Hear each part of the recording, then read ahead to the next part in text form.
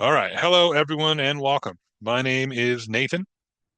Thank you for joining Snow Isle Libraries for Being Emergency Prepared, presented by Sammy Keller.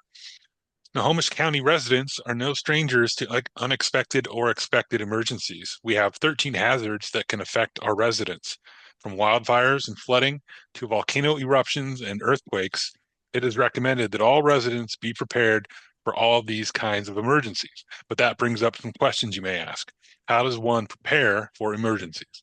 When do we know when to evacuate or shelter in place? What should be in our emergency kits?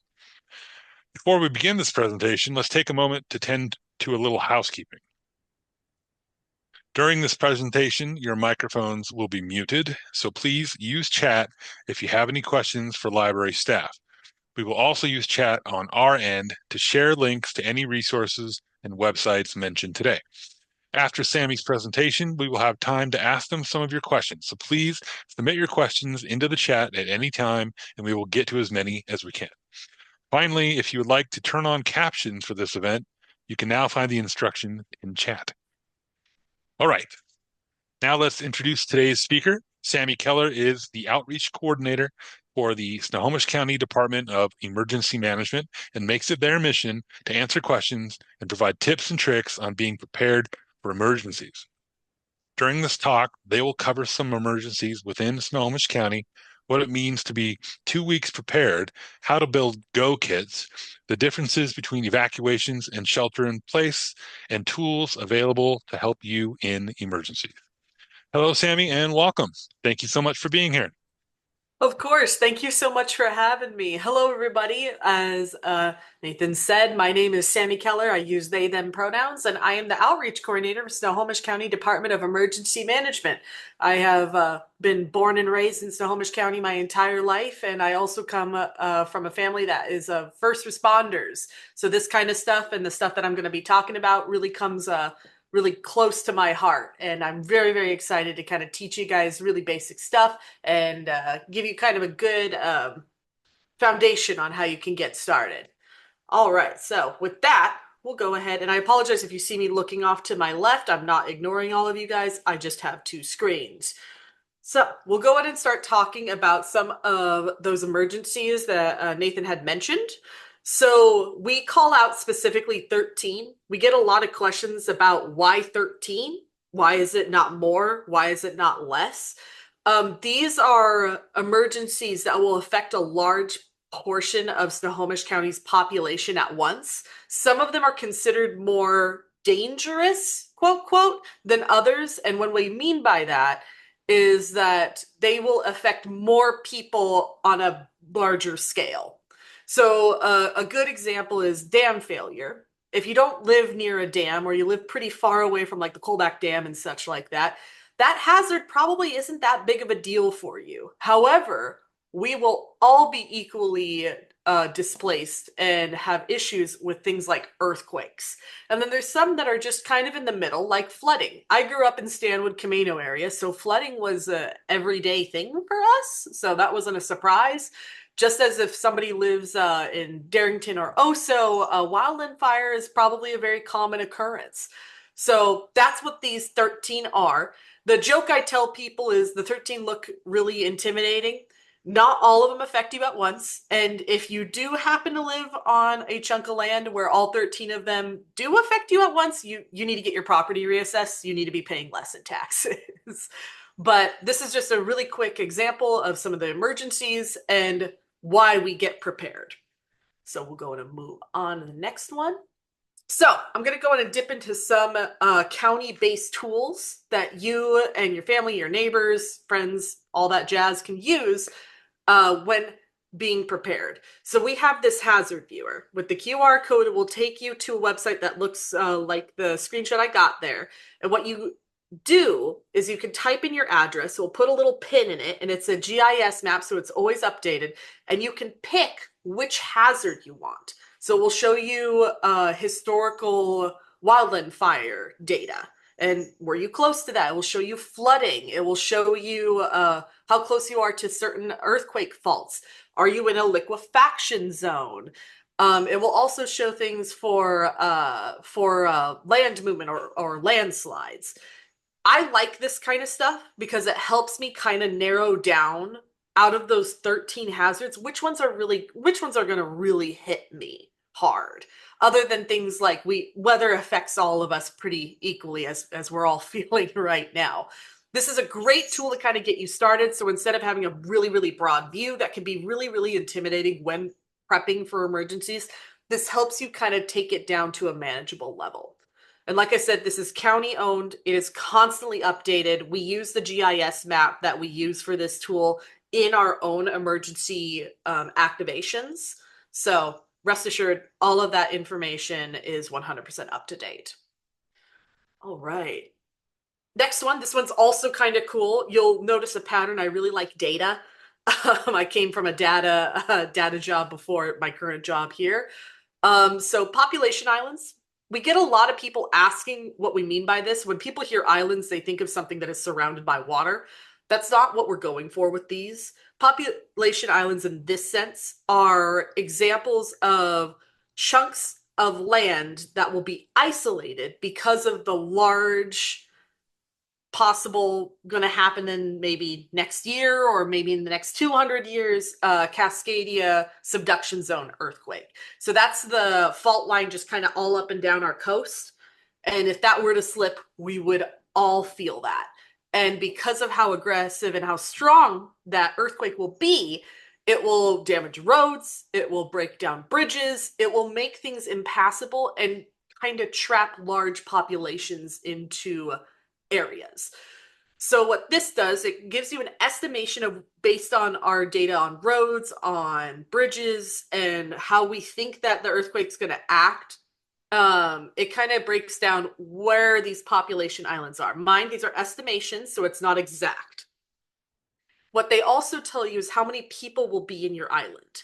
So that way you get to know kind of the population of your island, how many people are seniors, how many people are at the poverty level, what's the median age, how many people are seniors. That kind of data might seem like something you don't need to know, but what that data can also help you with, it can help you with preparation. Because so like a good example is I live in a building that used to be affordable senior housing. So I have a really high population of seniors. So that changes how I prep so that I can take care of my neighbors around me who most likely can't for themselves, right? They can't carry those big jugs of water, but I can, and I can store it, right? It also kind of gives you a general idea of how I'm trying to figure out how I want to say this. It gives you a general idea of what else is in that population island. So is your church in that population island? Is your work in that population island? Is your kid's school in that population island? Is your mom and dad in that population island? It just kind of helps you do another deep plan. And then also with these kinds of numbers, if there's a lot of people that we consider access and functional needs and at-risk communities. So these are people who are wheelchair bound, oxygen bound, have some kind of disability, are seniors, people that just need a little bit extra help. If there's a population island with a large number of those, that means they move up on the triage list of they will get help sooner than some other people that might not have that kind of population, because it's expected that you will be able to take care of yourself and you've already prepped for this kind of thing. Again, amazing tool. You can type in your address, it will throw a little pin in it, and then you get to look at all of the deep data into your population island. The picture you see is my population island. I live in Mill Creek. That's why some of it goes down into King County. So, little bias with my presentation. Now, next one. I think this is the last tool that we have. This is actually really, really cool. This is Snohomish County Safety Hub. We have found with a few different activations that the public wants information, but it's scattered everywhere. So it's with the police, it's with the fire department, it's with the county government, it's with emergency management. So we wanted to create a one-stop shop that the community can go to learn about the most updated information about any hazards going on. That can be what we consider planned, which is it's repetitive emergencies, so like flooding or like the season we're in now. We know that winter's coming, we know that it's getting colder, we know that there's going to be ice and snow at some point. So we've already planned ahead for that. And the same when it comes to like wildfires that are unplanned but are rapidly evolving, or even I know earlier this year we had an update even about a really small airplane crash and letting people know, is that person okay? Did they hurt anybody? Or what's the damage and all that jazz? All that information lives here. So if you ever kind of want to know about some emergencies that you think might be happening or you've heard some stuff about and you need extra guidance, going here is the best option for you because it is all up to date. All of the partners update it. We are on it whenever there is an emergency, and we keep it updated about any new information such as cooling, heating centers, and weather. So really, really cool tool in my opinion. All right, so we talked about tools. Now here are some resources that can also help you and your family and your neighbors be a little bit more prepared. So there are two alerts that I really like. And when I talk about alerts, they will come up in your phone like those Amber alerts where they wake you from the dead asleep with like a really loud alarm and such like that. That's what these would do. The Shake alert's not as aggressive, but you can make the Snowco alerts as aggressive.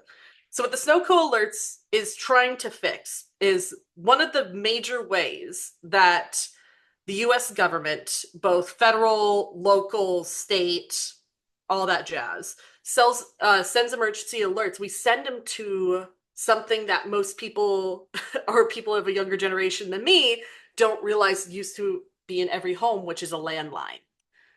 Landlines are a dying breed right now. So how do we fix that? We fix that by getting community people to sign up for emergency alerts where they attach their cell phone to an actual address. So that if we send an emergency alert to that address, or we send it in a radius and you happen to be in that radius, instead of it going to a landline that doesn't exist or it just kind of goes out into the ether, you now get it on your phone.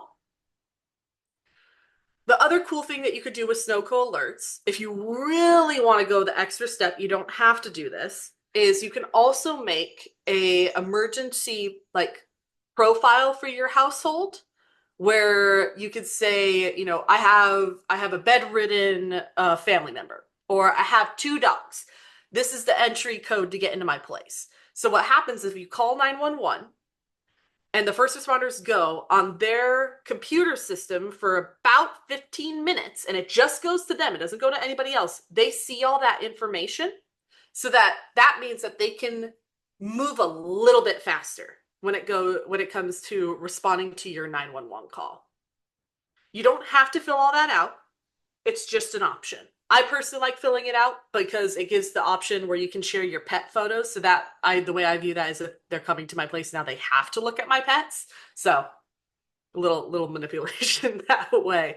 The other one is a Shake alert. This one's fairly simple. It is viewed as the first alert system when it comes to earthquakes.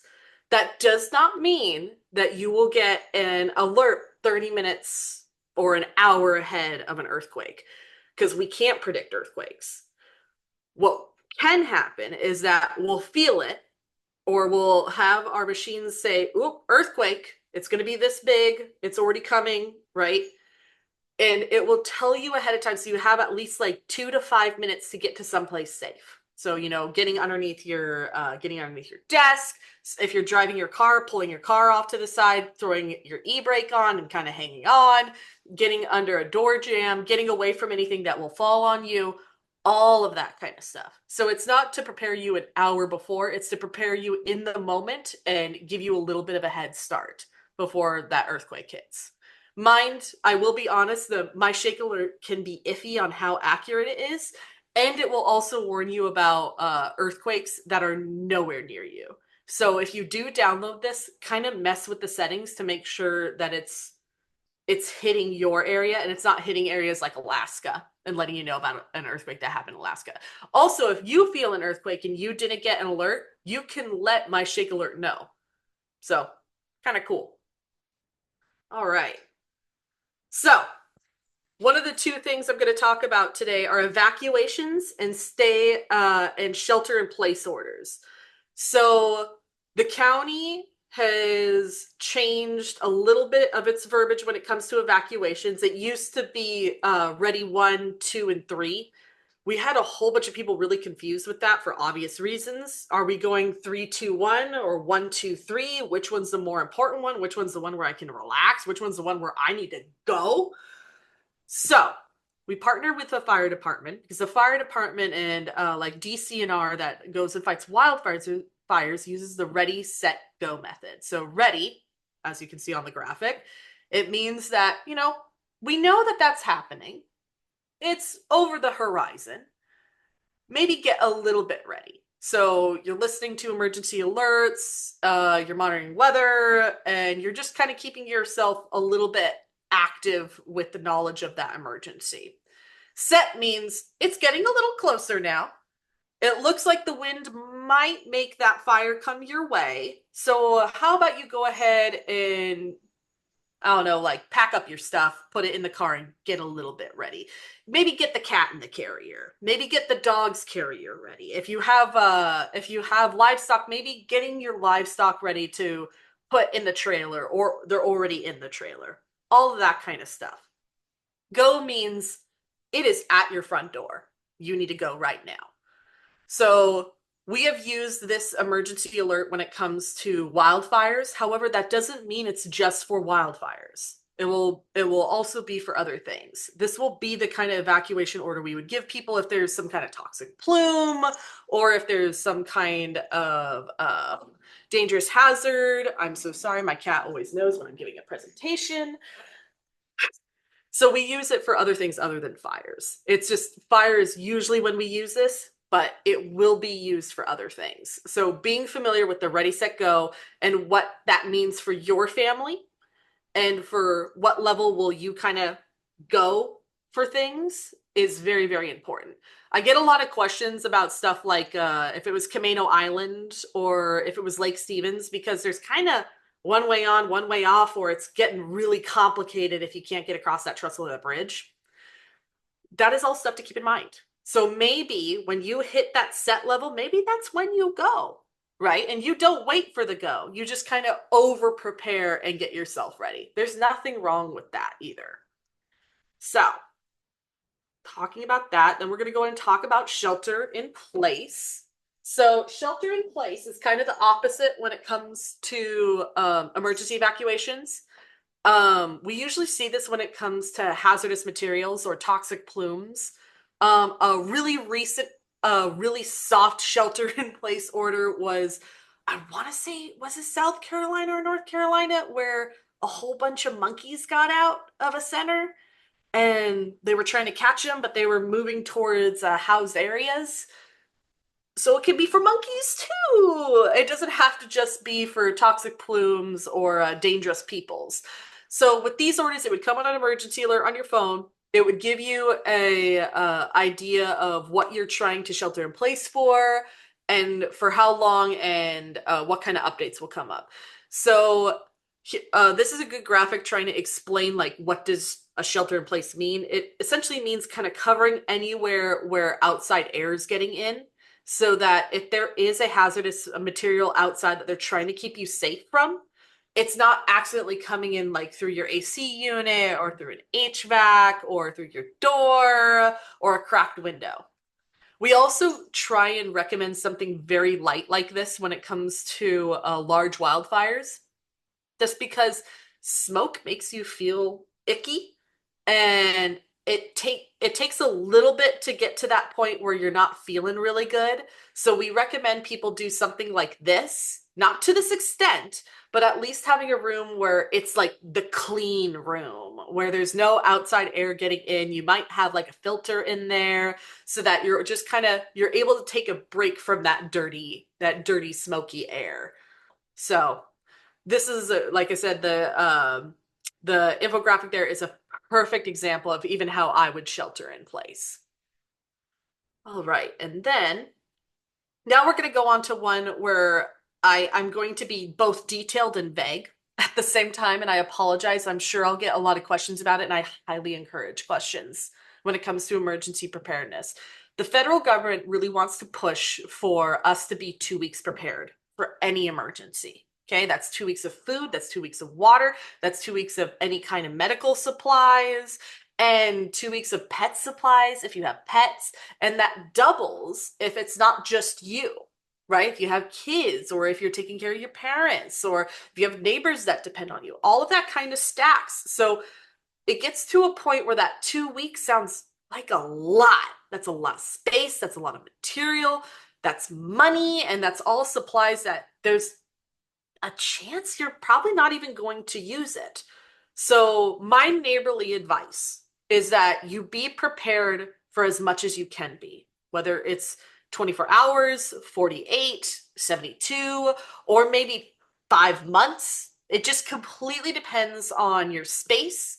It depends on where you are in finances, and it just depends what makes sense for your family. Everybody's 2 weeks kit or their emergency kit is going to be wildly different. There is no one size fits all. A great example is I have a lot of people come to me and ask about water. So, depending on where you live, or if you own where you live, or if you rent, that's going to change how you store water, whether that's through bottles or you're using the mason jar method, where it's like there's no such thing as an empty mason jar. You fill it up with water and you put it on the shelf. You're filling up your bathtub before things get really nasty, so you have a whole bunch of water in your bathtub, or you're scooping it out of the back of your toilet, which you can do. That's totally clean. You can drink that. That's fine.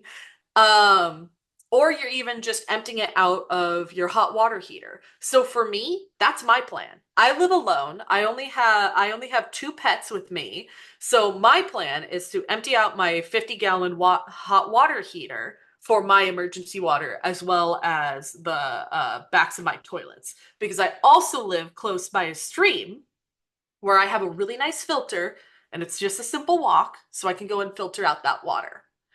Now, if somebody has a garage, maybe you can have a giant water barrel, or you can have you can have one of those big water bladders that you see like on construction sites and such, right? Maybe all you can afford is just a case of water that lives in your closet. All of that's fine. All of that works. The same thing goes with food. We get a lot of questions about food. People get really concerned about if those freeze-dried food tastes good. Do they last a long time? Would you recommend them? I'm in the camp of, if I'm getting to a point where I'm going to bed hungry, I'm not really going to care if the food tastes good.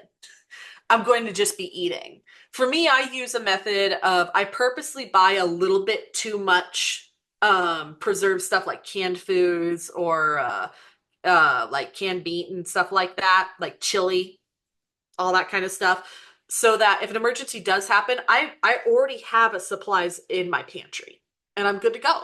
I do the same exact thing with my pets. I buy a little bit too much so that my pets can have that stuff. And also, something, if you get really, really, really desperate, all pet food for dogs and cats is FDA approved, where you can eat it. It just won't taste good, but at least you won't starve. So again, all of that stuff just completely depends on what makes sense for you.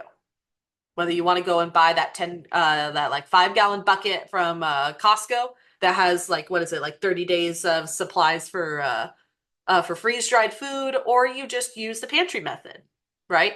Or you just have something that just fits in your backpack. All of that works.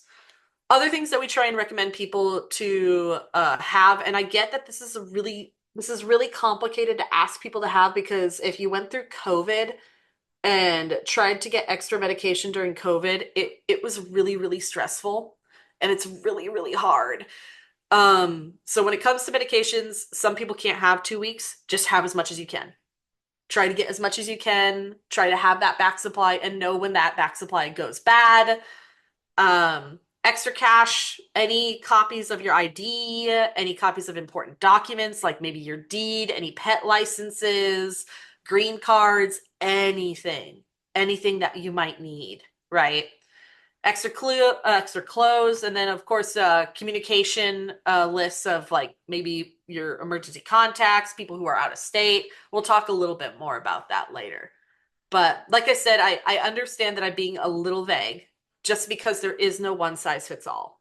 So if you have any questions at the end of this presentation, please ask. Or if you have any suggestions, maybe I didn't mention something, feel free to let me know.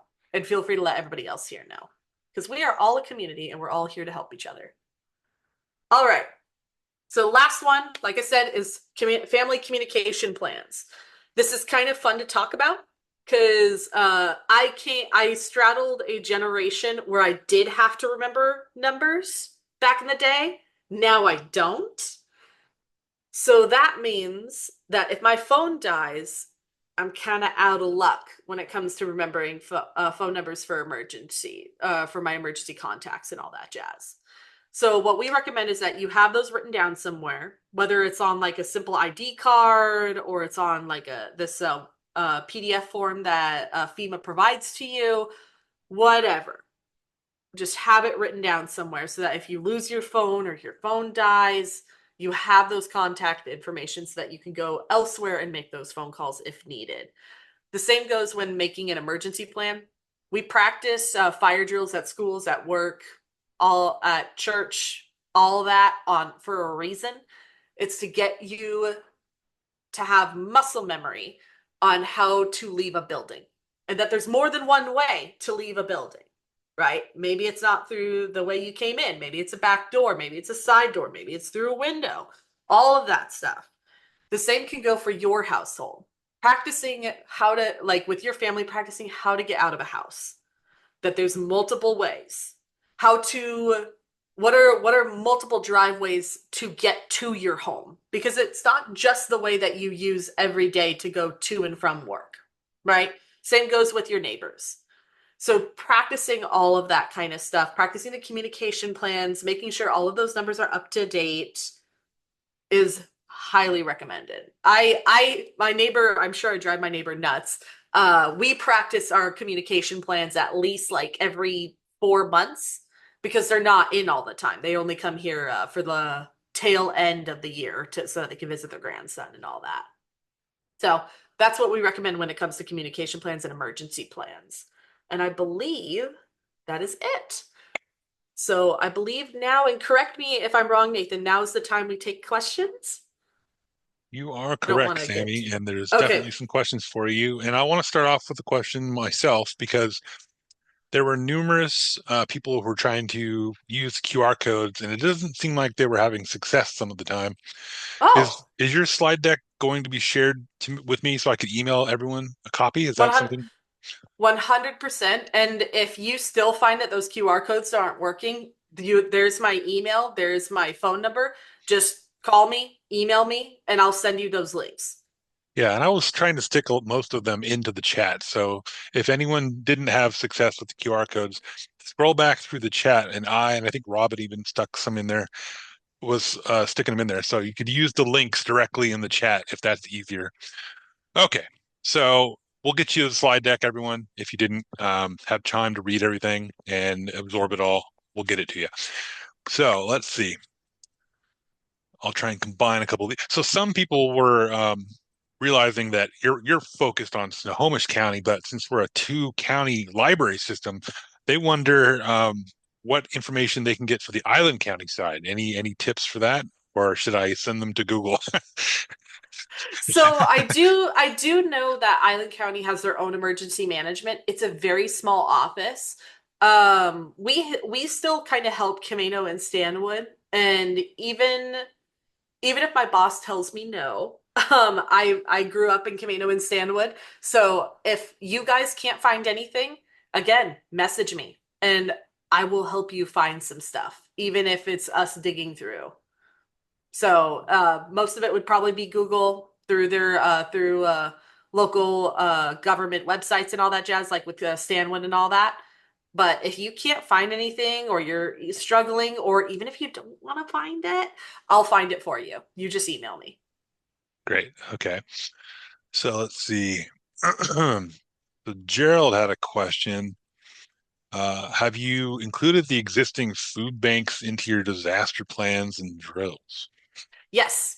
Yeah. So so to give kind of an overview about what emergency management is, if people don't know, because people mistake us for first responders, we're not that cool.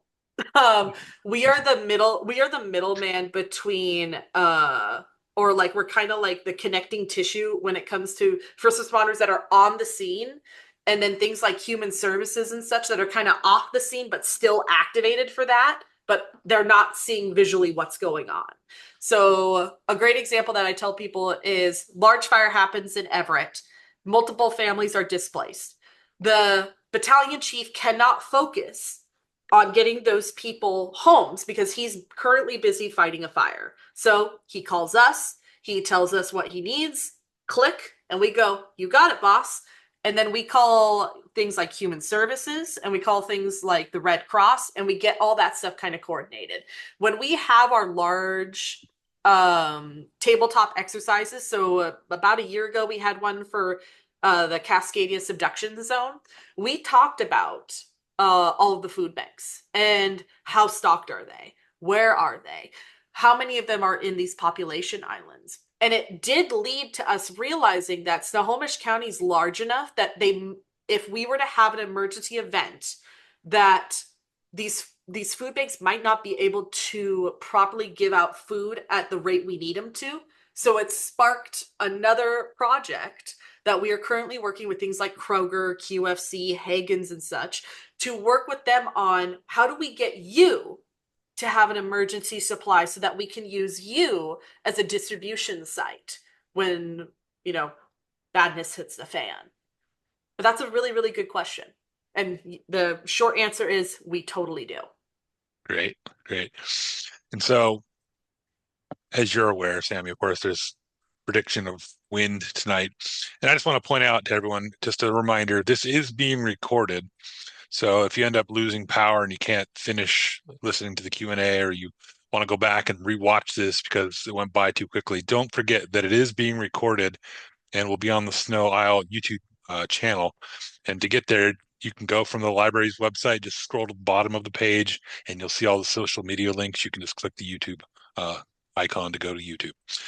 Okay, so we have a question from Johan, and it's they were wanting clarity on, is Snowco alerts similar to my alerts, or is it tied to it in any way? I because I know, so just like any government agency and anyone that sees a great tool and wants to rebrand it, I want to say it's also called, if you were to go to that link, you'll see something that says like first alerts or something like that. That doesn't mean you went to the wrong place. It just means we're in Snohomish County calling it something different, even though the Oh, brand itself I see. is this bigger thing. I want to say a lot of different counties within Washington use it. I'm a part of the 911 dispatch board, so they always push people to this Smart 911. Yes, that's what it's called, Smart 911. So it's used quite widely throughout our state. I see. If I see. so, Okay, we just so use a different name. that makes sense. That makes sense when you put it like that. Okay, so Lori has a question. So in a massive outage situation, and let's imagine the cell towers aren't working, what's the best way to get information and stay connected? That's a good question. We would recommend radios because we would still be working on radios. If you have a ham radio, you can kind of spy on us a little bit and listen to what we're saying and all that jazz. Another thing that we found is that there's actually some apps that work without cell information or without Wi-Fi. WhatsApp does that. It's kind of cool. I'm trying to get my team to play with it so that we know what it can and can't do. The other cool thing about most smartphones, I still need to test it on Android. I've tested it on Apple phones, is there is actually a new feature on, I think it's after Apple, I think it's after the iPhone 14, is you can actually do satellite calls as long as you have clear air or clear sky. It will tell you where the satellite is, and you can text and you can call. And my dad and I actually tested this while we were in Canada a few months ago, and it totally works. It's quite insane. So that's just a few things that I would personally recommend. Um, and yeah, I mean, but beyond getting like a Starlink, which costs a lot of money, just being informed through radios, kind of knowing what your smartphone can do when it comes to satellite calls, and then testing out the apps like WhatsApp and such like that with family and friends to see what you can do when it comes to staying informed with people just generally around you, and then government agencies that are trying to get information to you. And keep in mind, in really, really big disasters where we can't get to people, we'll also send people your way, whether it's to your churches, or it's to the food banks, or it's to things like QFC and such like that. Rest Okay, assured, there would always be a way that we would be trying to reach out to you and give you the most updated information. great. Okay. So here's a suggestion from Jennifer, and you can weigh on this, Sammy. Having a new clean trash can with a tight fitting lid is great for storing or moving emergency supplies. That's their tip. 100%. I got a really good tip from a guy named Joel at a senior center where he puts everything in a rolling suitcase so that he doesn't Mm, have to worry about carrying it, which mhm. I felt so silly once he said that because I'm like, well, that's a great idea. So Yeah, I'm not breaking my back with all my supplies. that is a good idea. Yeah, it really is. Mhm. So Ralph's got a question about whether you can point him to consultants who do site visits and can make suggestions. Any Like, thoughts on that? I'm imagining he's uh, got a house. What's the best way to do it at his property or his office or yeah. I want to say yes. I think the county does stuff like that. I know some fire departments will do it for making sure your place is fire wise. So that means like you don't have a whole bunch of vegetation around your house. You don't have the limbs over your house. You've cut back brush enough so that if a wildfire were to come through, it's not just going to blaze right through your home. It will actually kind of have like this kind of like protective barrier of your lawn before it reaches your structure to give people time to save it. How about you email me who is it that answered or asked that That, question? that was Ralph. Hopefully Ralph's still in the Ralph. audience Oh, and okay. yeah. Yeah, feel free to reach out to me because I want to say that there is, and I want to say that it's through the county. But if not, I'm sure we can find somebody for you.